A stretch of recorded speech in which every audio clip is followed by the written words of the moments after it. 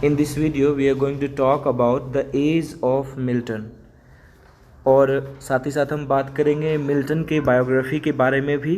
तो आइए शुरू करते हैं। The age of Milton is also known as the Puritan age. Age of Milton को पुरिटन एज के नाम से भी जाना जाता है। पुरिटन का मतलब होता है क्लासिकल, पुराना, है ना। It is considered to exist between 1625 and 1674। यह माना जाता है कि यह एज 1625 से लेकर 1674 के बीच है।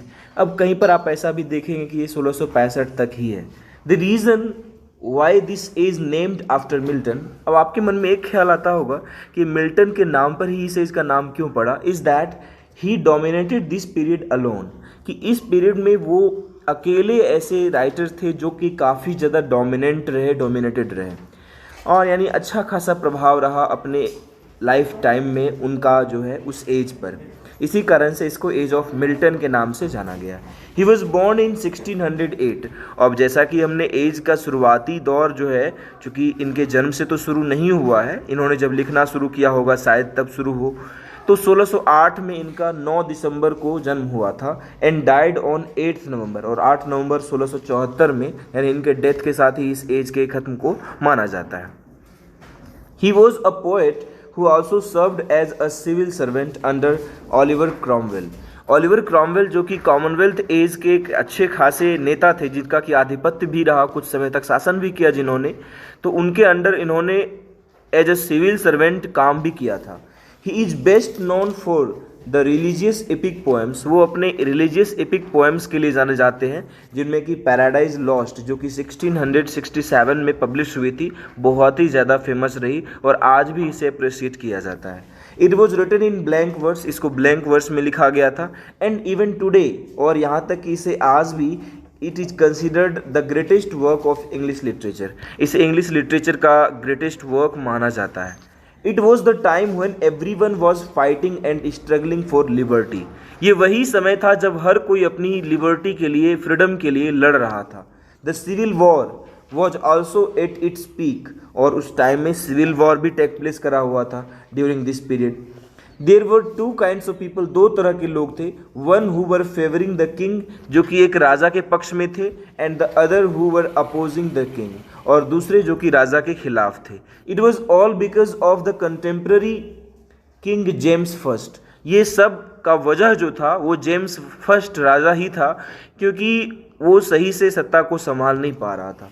The political situation of this period was very unstable, और हम जानते ही हैं कि इस दौरान क्या क्या हुआ। कॉमनवेल्थ एज जो कि बहुत ही छोटा सा एज था, वो 1649 से 1660 का जो एक टाइम पीरियड था, वो कितना ज़्यादा अनस्टेबल रहा। यानी मोनार्की को रिप्लेस करने का कोशिश बहुत ज़्यादा किया गया, बट ऐसा हो भी नहीं पाया। ओलिवर क्रॉमवेल मारा गया, जेम्स फर्स्ट को एग्जीक्यूट कर दिया गया।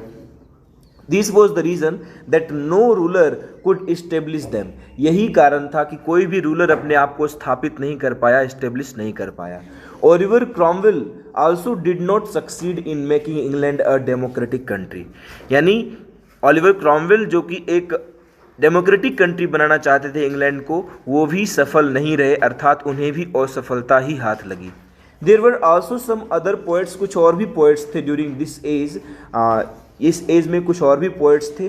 सम ऑफ देम आर, उनमें से जो कुछ हैं, Robert Herrick, Thomas Carew, Abraham Cowley etcetera. Except this, इनको छोड़कर there are also some groups of poets, कुछ ऐसे ग्रुप ऑफ पोएट्स भी थे जिनमें कि the Caroline poets, the metaphysical poets, आप सभी जानते होंगे मेटाफिजिकल पोएट्स के बारे में, है ना, एंड सो ऑन, और ऐसे बहुत सारे।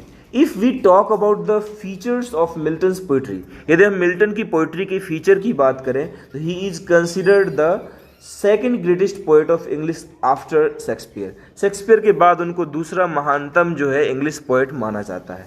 His most appreciated works are, उनमें से जो कुछ उनकी बहुत ही ज़्यादा अप्रिसिएटेड वर्क्स हैं वो हैं लिसियड्स जो कि एक पास्टरल एलेजी है, पैराडाइज रीगेंड, सैमसन एगनिस्ट्स जो कि एक ड्रामा है, on Shakespeare etcetera. On Shakespeare जो है ध्यान रखिएगा जॉन मिल्टन के द्वारा ही लिखी गई थी।